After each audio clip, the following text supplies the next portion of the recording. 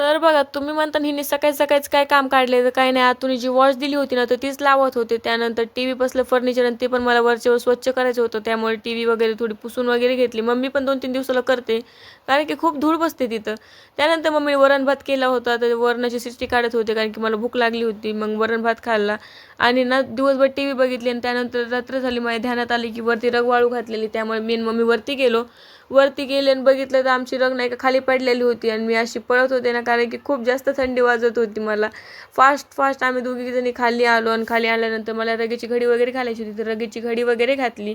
त्यानंतर मम्मीने जेवायला केली होती शेवभाजी आणि त्यासोबत पोळी भात वगैरे छान जेवण केलं आणि आम्हाला गिझर बसवायचं होतं. तर गिझर बसवणारे मामा आले त्यांनी गिझर बसवून गेले. त्यानंतर इथं लाईट वगैरे लावले बघा किती छान दिसते. हे पण काल आतून दिलं होतं तेच लावून घेतलं आणि ते छान डेकोरेट वगैरे केलं. खूप सुंदर दिसत होतं. हीच प्लेस त्यासाठी खूप छान वाटत होती. त्यानंतर मम्मीने माझ्या डोक्याला तेल वगैरे लावलं. संडेला एकच दिवस मी तेल लावते आणि चला भेटू उद्याच्या ब्लॉगमध्ये. यासाठी एवढं लाईक